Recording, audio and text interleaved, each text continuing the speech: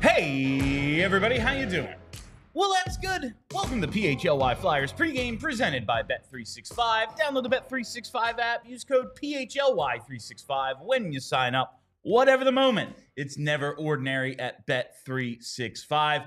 My name is Bill Matz. I'm your director of fun and games for yet another matinee here, and joining me, it's Broad Street Hockey's own Kelly Hinkle. What's up, Hinkle? How's it going? It is going. It is going. So excited for more Flyers hockey. The Flyers earned they got a hard-fought point yesterday. They're fifth. Just what they needed. They're fifth in the month of March.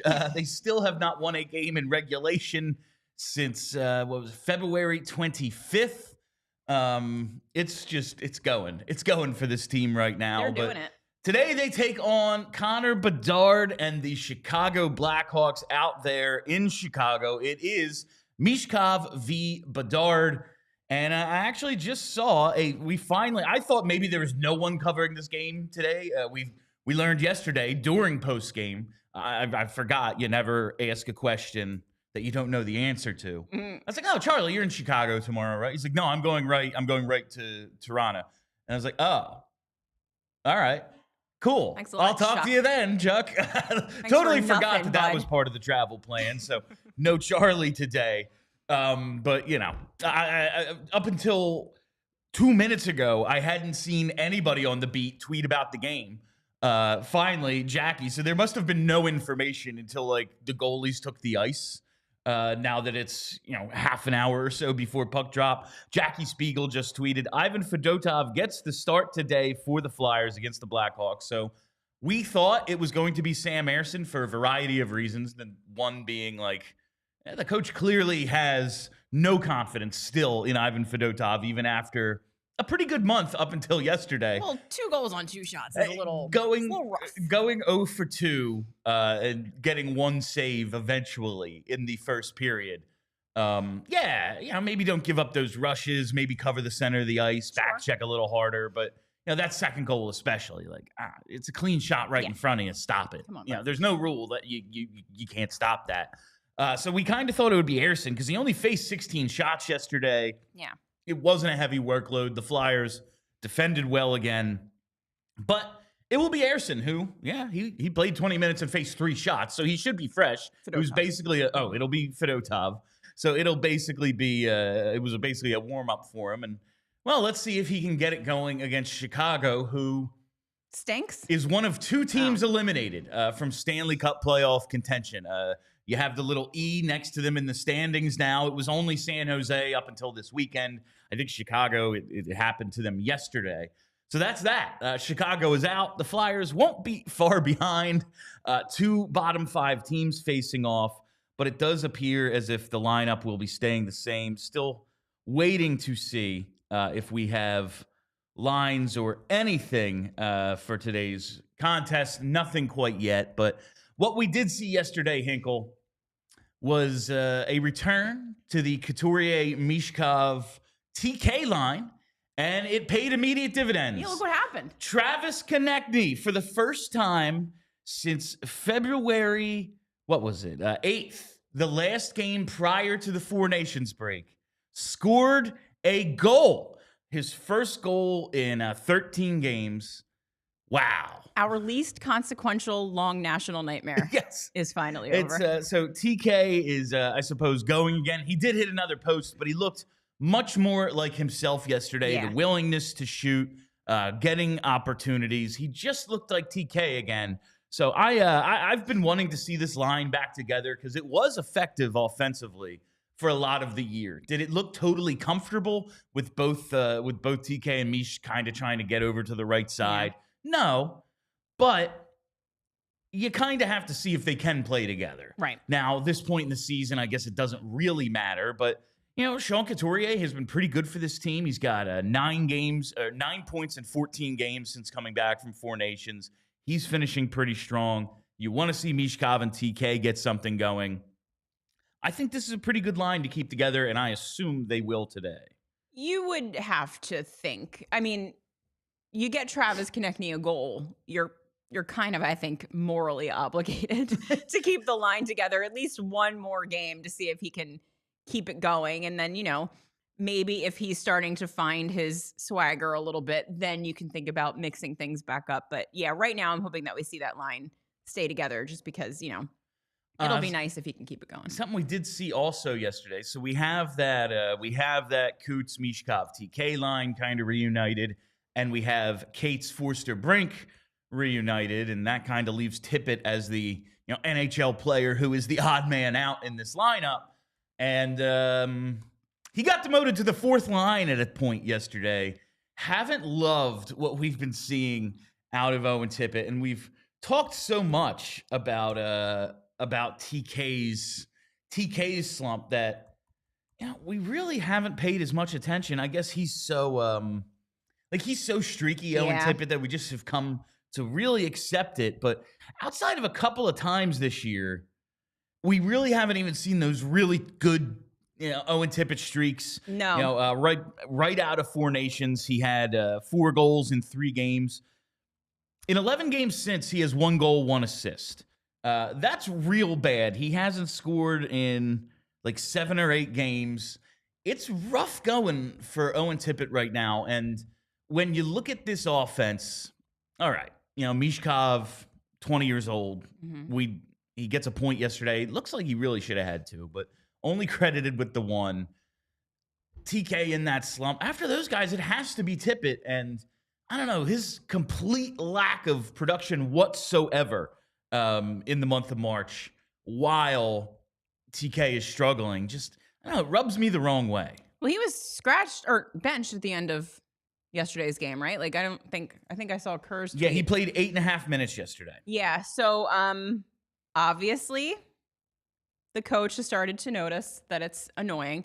He's been annoying to me all year. Like, I've been complaining about him all year. This has absolutely been an incredibly disappointing season for Owen Tippett, especially after that contract was signed. I was really, really hoping we were going to see a pop from him, and we've seen the exact opposite. And it is frustrating because, like, he does need to be one of the guys. Like, Travis Konecny, by the time we get to where we're trying to go, is going to be more of a support player. He's going to be older. And, like, I'm assuming he's going to age well. Obviously, the Flyers are too. But he's probably not going to be a 100-point player by the time we get to, hopefully, where the Flyers are going to be in 2 or 3 years, which I feel like we've been saying for a decade. So Owen Tippett needs to step up and be that guy that fills in, I think, that space that you would imagine the tailing off of Travis Konecny's career is going to open up. And like right now, I have no reason to believe that he's going to. And that's a little bit terrifying because we're stuck with him for 8 years. And it's the big joke, 2 to 3 years, et cetera. But when I looked at that, the list of guys in slumps that we did the other day, it just really, man, I think the players like Denver Barkey and Oliver Bonk and guys that they draft this year, Jet Luchenko, Bump's looking like something. Alex, like these guys might be more a part of the next actual, great team than we think. And the players who are here now, I can see maybe not like this summer, but a second wave of subtractions at some point because we just go, like Frost and Farabee, we gave them some time and didn't show us anything. We need to get something else going here. Yeah, but I can see that happening. I don't know that you can do that with Owen Tippett. I think with that contract and the cap going up, I feel like he's going to have to show something for another team to want to take that on. But right now, I am assuming this is just a down year for Owen Tippett, and he's more the 27, 28 goal guy we've seen the previous 2. But my fear is he's not more than that. Yeah. And I think it's good value. I think it's fine value at the $6.2 million, especially with the increase in the cap. Mm-hmm. Almost 30 goals out of him. All the tools. He can carry you when he's on hot streaks. I think it's fine. It's not going to kill you, that contract, and I don't think it would kill another team. But there is no, oh, man, this guy's a bargain. No. Like, he is not that. He's absolutely not that right now. All right. Let's get to the bets, Kelly. Hey-o. This pregame pick segment is brought to you by Bet365. Use code PHLY365 when you sign up. Whatever the moment, it's never ordinary at Bet365. Must be 21 or older and physically located in Pennsylvania. If you or someone who knows a gambling problem and wants help, call 1-800-GAMBLER.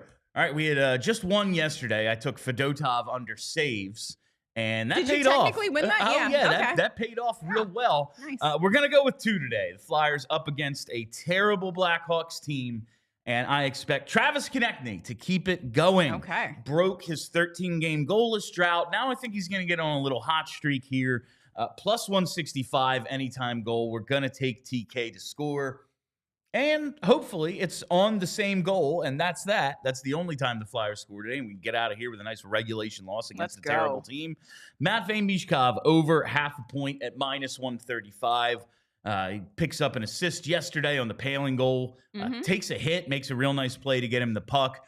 I really, really think he got his stick on the pass from Couturier to TK.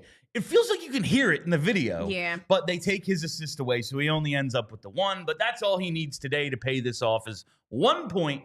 Konecny-Michkov and Travis Konecny. Those are today's bets. I like it, because if one of those pays off. And we finally have some lines, and it will be Coots with Michkov and TK. It will be Cates with Forster and Brink. Wow, look at that. Paling, Lixell, and Peltier. So Peltier gets his continued chance in the top 9, I suppose you can call it.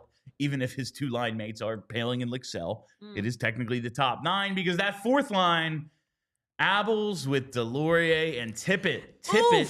Tippett getting his comeuppance here for his the basement. Yeah, he is on that 4th line, which usually sees about 5 to 6 minutes of ice time. So we will see how it goes for Owen Tippett, and the defense remains what it was, and it is Ivan Fedotov, which is just – how surprised are you by this? I'm surprised. Just because, like, he looked – 2 goals on 2 – like, you can't get worse than that. No. 2 goals on 2 shots. We're halfway through the very ugly performance. We're halfway through the first period. And I'm like, this bet's paying off. I mean, like, even if they get a bunch of shots, like, yeah, he's not stopping He has them. 0 saves through 10 minutes. Right. This is outstanding. He had 1 save, and then he doesn't even start the second period. So beautiful. But yeah, I am just shocked. It's Interesting going to be to see what it's he looks going like. to be Ivan Fedotov. I will today. say, against a team like the Blackhawks, that is absolute garbage, like bad team, start to finish, except for Connor Bedard, and he can only do so much. This is an opportunity for Tippett, like even on the 4th line. Yeah. Get out there and do something, bud, because you're not going to have a ton of opposition. So, like, now's the time. Skate your quick booty down there and score a goal, because, like, unless you do that against a team like the Blackhawks, like, you're going to be seeing 8 minutes a night and, you know, enjoy that for the rest of the year. Yeah. So, I was thinking, like, okay, today it's the Blackhawks.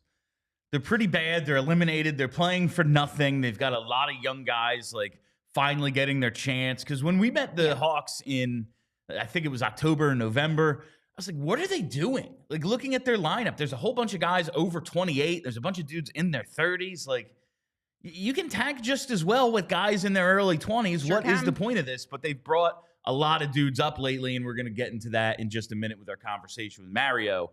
But now they also have Spencer Knight in goal. I was like, do I want to bet like a Delorier goal or something because Chicago's so bad? But Spencer Knight's got a 909 and a 284 in 6 starts for Chicago since he got traded there from Florida. So we will see. We will see if anyone else is able to maybe get a little offense going. But now I want to throw it to our conversation with our friends at CHGO Blackhawks. It is Mario Tirabassi, who joined us to talk a little Flyers Blackhawks. Enjoy.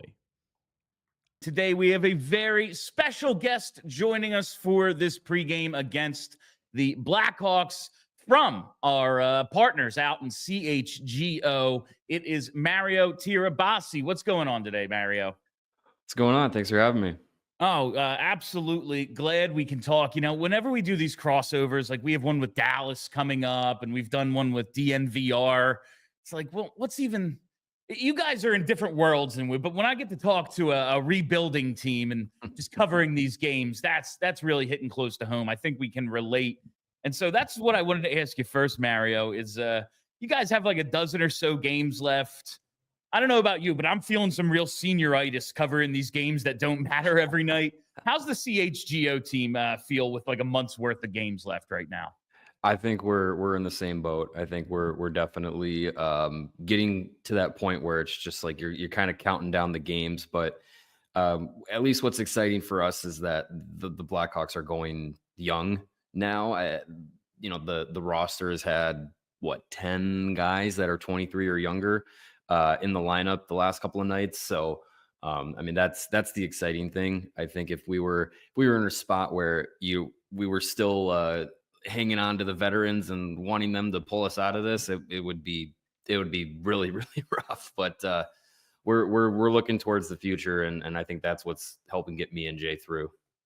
Absolutely. And when we played the Blackhawks earlier in the season, did a crossover for that as well. And I was just looking at the roster and it was, wow, there's a lot of dudes like 28 and older. There's a bunch of guys in their 30s. This is kind of insane, like for the direction they're going. But like in researching for today's game, yeah, it does seem as if like some of that turnover has happened. There've been a bunch of guys, recent draft picks have made their debuts. A few guys have played like half seasons with Frank Nazar and Nolan Allen. Krasinski and Levshinov have both made their debuts, so that's cool. But 7 of 8 years out of the playoffs, the only exception is whatever we're going to call that 2020 thing we all did and pretended was normal. You can call it 8 years. That's fine. Yeah, that's so you've got Bedard, all the guys who've started to come up and started to make an impact, started to get their experience. How would you say it's going rebuild wise? Like how is everyone at CHGO feeling about the direction things are headed for this team? I think if you look at the wide scope and big picture, things are going well. When Kyle Davidson came in, he came in with the rebuilding plan. You know, he traded away young guys that were looked at one time as future pieces. Got rid of Kirby Doc, got rid of Brandon Hagel. You didn't bring back Dylan Strome. You traded Alex DeBrincat. Like it was a full on, like we're completely revamping this thing. And for the most part, since that has started, the drafting has gone really well. The development of these young guys has gone really well, as we're seeing kind of the fruits of that labor now with a lot of these guys getting to the professional game in the NHL. Like that rebuilding process is going really well. Landing Connor Bedard obviously helps. But I think from that standpoint, I think a lot of people are happy with that aspect of what Kyle Davidson has done. I think where people are starting to get impatient is the way that coaching decisions have gone, where, Luke Richardson didn't work out. Andrew Sorensen hasn't won anybody over with the way that he's been coaching and the way that, honestly, the way that he kind of handles himself too. He's a more unique guy, not a John Tortorella, but definitely a different style than I think a lot of people are used to. So now the head coaching decision going into next season is looming over the team, and the expectations of where they are in the standings is a big thing too. And I know people were okay with the rebuilding process for the most part as far as the fan base goes. But I think now you're getting a lot more people who are a lot louder about, hey, when I turn on my TV and I can watch the game, because that's also a problem. Yeah. I'm not liking what I'm seeing, what's going on here. So I think there's a little bit more of a, the patience being tested with the rebuild. But I think still, from a more general standpoint, things are going in the right direction, and they're going the way that Davidson basically said that they were going to when he took over. That's kind of a talking point right here now too. Like, we were all down for the rebuild. You can say it all you want. Oh, you got to start over. It has to start somewhere. but then the seasons actually start to happen, and fans want to watch a good game. They want to turn on a good product. And listen, very much understand, but at least you guys have this is the toll you pay for going for it for a decade. And, you did get those parades, those banners get to fly forever. So at least you had that. But do you think it's the fans kind of being, I don't want to say hypocritical, because that's what we are as fans. You get to be nuts. Like, that's what's fun. Yeah. Like, do you think it's, you got to rebuild, but also this sucks? Or is it maybe taking a little longer than expected? I don't think it's taking longer than expected. I think what kind of got fans to this point at this time of the year is that at the end of last season, Kyle Davidson, Seth Jones, Nick Foligno, they were the three, prominent voices at the end of the year that were just saying, like, these kinds of results aren't acceptable. We cannot be this team next year. We cannot be at the bottom of the league next year. The expectations have to be higher. The bar has to be raised, all that stuff. And then Davidson goes out and he gets, a number of free agents that, some of them like Tyler Bertuzzi and Teuvo Teravainen, you give a couple of years to. Other guys like Pat Maroon and Alec Martinez, like, they're here for a year, but they're still supposed to be better than what you had last year. And yet here we are, second from the bottom. And I think a lot of people held on to that of, like, this was supposed to be different. And it should have been. They should have not been a 50 to 60 point team. They should have at least gotten into the 70s the way that their roster looked at the beginning of the season. And a lot of guys just didn't turn a corner this year. Seth Jones, before he was traded, was basically saying that we're the same team from day one that we are now in March. We had Alex Vlasic on our show a couple of days ago, in which he was kind of saying some of the same things, like these things that we're trying to learn from, these mistakes that we're making. It's one step forward, one step back. And it's been like that all year. So I think where people's frustration is that it's been a team kind of just stuck in this spot where they can't get over that hump, or they give you a period or a game that makes you believe, oh, this is what this team can be. And then 2 games later, you're back to, an extended losing streak, or you're getting blown out in games. Like, I think that's where everyone's frustration is really building, is because it was supposed to be different, and yet it's not. It seems like a lot of that frustration and some criticism is being levied at Connor Bedard. From an outsider, it kind of just looks like kid won't even be 20 until, like, the off season's over and all the GMs are, like, in their cabins for the summer. He's still a teenager. Scoring looks pretty good. 2 years in the NHL. Like, it seems to me more a case of, like, this is where he is in his development and what he's surrounded by. It kind of seems crazy, the criticism that I've heard a little bit of about Bedard. Where is it coming from, and, like, what is it kind of rooted in?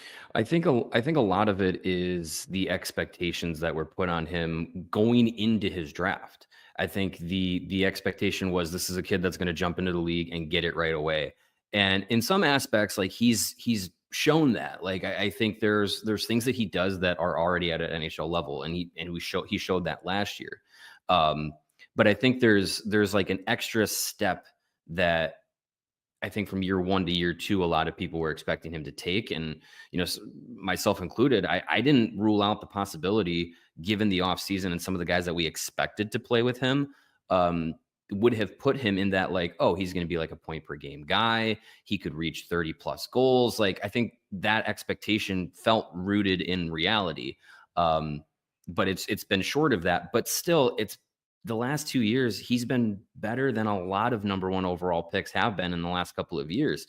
His production numbers are, over the course of 2 seasons, like, pretty similar to guys that are like Austin Matthews. And he's ahead of where Nathan McKinnon was and where Jack Hughes was and stuff like that. So I think if you were to go in, 2 years ago and say, when you draft Connor Bedard 2 years in, he's going to be in the conversation production wise with these guys. He's going to be setting Blackhawks records for production by a teenager. He's going to be in the same conversation as Sidney Crosby with some of these benchmarks that he's going to have in his first 2 years. You'd take all of that. But I think because it's not that he's a 100-point guy, he's in the MVP conversation like guys like Crosby and McDavid and Ovechkin were, when they got to year 2, year 3, I think that some people are saying, well, he was supposed to be that, and he's not that yet. But I think it's taking some time, and I think part of it can be who he's played with. I think he puts a lot of pressure on himself too to be that kind of player, and he's getting there. Like you said, he's still 19. He'll be 20 by the start of next season. Like I think it's very premature to say there's any concerns for him. It's just there's definitely way more runway ahead of him for him to continue to grow than it is he's supposed to be a fully realized product right now. That's this year with Matvei-Michkov, rookie year. All the fans, he can do no wrong. You know, Tortorella sits him for a shift. We want Tortorella fired. Very much looking forward to seeing how it goes next year if he's not, he's a point-a-game player now. And if it's not smooth, I wonder if we're going to have kind of the same thing here. All right, Mario, outside of Bedard, obviously he's the main event. It's one of the reasons to watch this game if you're so inclined, Michkov v. Bedard. But other than him, what's maybe something fans who don't watch a ton of Hawks games should pay attention to today? I think the guy that is giving a lot of Blackhawks fans a lot of excitement is Frank Nazar, and he's stepped into this year's his first full professional season, rather. He joined the team in December, was, over a point per game player in the AHL with the Ice Hogs, and it just became, you couldn't keep him down there anymore. He clearly was getting it at that level and needed to be challenged at the NHL level, and he's met the challenges. He's a guy that's been used on the PK. He's been bounced around the lineup, but now he's found a spot as the number 1 center on this team, pushing Connor Bedard to the wing. Like, that is impressive, I think, for where Nazar is at in his rookie year. His speed, his tenacity at both ends of the ice. He's used, like I said, he's used on the penalty kill. He's been really effective that way. And his ability to get to the center of the ice for a guy of his age and size is really impressive. And I think it's given a lot of people a lot of excitement because, he was one of those 2022 draft picks in the first round that the Blackhawks didn't have when that day started. So I think there's been a lot of excitement for guys like him, Kevin Korchinski, Sam Renzel, those first round guys. You're seeing it with Nazar, and you're seeing kind of those first steps of realizing that potential he can have. So that's been really exciting. So hopefully he can continue that as the year ends and build that into next season. All right, just one more question for you here, Mario. I tell everybody I don't do draft stuff yet because I need something to talk about between April 17th and then the end of June. But you guys pretty much locked into a top 4 pick. Do you have a favorite? Do you have a guy you really are hoping to see the Hawks take, or have you not dug in yet? I mean, I think in the top 4, you're not gonna be wrong with whoever the Blackhawks have, and I don't think there's gonna be any reason to be unhappy with it. You're kind of in the spot where they were last year too, where there was a lot of conversation between Levshinov or Demidov or whatever once that lottery was figured out. But I think with the Blackhawks here, whether it's Schaefer or Michael Misa or James Higgins or Porter Martone, those top 4 guys that everyone keeps talking about, you're not going to be wrong about who they take. For me right now, if everything goes chalk again and they land number 2, I'm entirely happy. And my pick would be Michael Misa. And I'm definitely in the minority, but I feel like even if they win the lottery, I still kind of want him to take Michael Misa because he's not the number 1 guy by most people, but he's built up a resume over his draft year to have some people, some draft analysts, scouts, people that are in that world believe that he's the best player over a guy like Matthew Schaefer. Now, most are still saying Matthew Schaefer, but I feel like with his playmaking ability, his shot, his skating, his size, the way that he plays at both ends of the ice, he's got a legitimate number 1 center ceiling. And I feel like that is something that the Blackhawks still need in their prospect system. And he's a guy that is 1A, 1B right now, for me at least, in this draft class. So I'd be completely happy with him, whether they're 1 or 2. If they're 3 or 4, Higgins or Martone, wonderful. Those guys are going to be completely fine as Blackhawks. So again, I don't think they're going to be wrong with whoever they take, wherever they land. It's just going to kind of line up with where the lottery tells them. All right, Mario, thank you very much for joining us here on PHLY Flyers Pregame. Make sure everyone checks out everything we do here at All City, and say what up to Jay for me. I will. Thanks for having me on. All right, thank you to Mario and our friends at CHGO. Before we get out of here, just got to tackle a couple of super chats from our pal JH. First one here, Sunday matinee games suck. Looking for that Matty Hattie, go Tank. Hi, Kelly, star of the show, Brenna, and Bill. Oh, that's nice. And sometimes Bill. And another one here from JH. He says, Bedard, more like Bustard. Go get him, Danny. You know, everyone, it's all for Dr. Brizgalov, who won't stop with the Bedard offer sheet. Oh, are we still doing that? It'll be a ton of fun. You know, I forgot to get to this right at the top, but Jordan Hall tweeted out what the Flyers do in the back ends of these back-to-backs. Is it good? 1-9-1 in the second game of back-to-backs, and have been outscored 45-25. It's going to be a fun afternoon. So who knows? At least we'll get out of here against a terrible Chicago team. I want to see what gives here. The Flyers and back-to-backs, or immovable object against unstoppable force. Yeah, Let's go. The opposite of those things. All right, but that is all the time we have for you on PHLY Flyers Pregame, presented by Bet365. Download the Bet365 app. Use code PHLY365 when you sign up. Whatever the moment, it's never ordinary at Bet365. We'll be back with post-game as soon as this thing goes final, so tune in for that. Follow us right here on YouTube.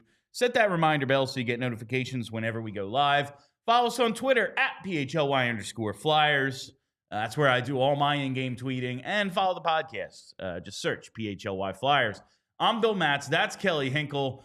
Until post-game, roll on Tank. We all silly like the mayor.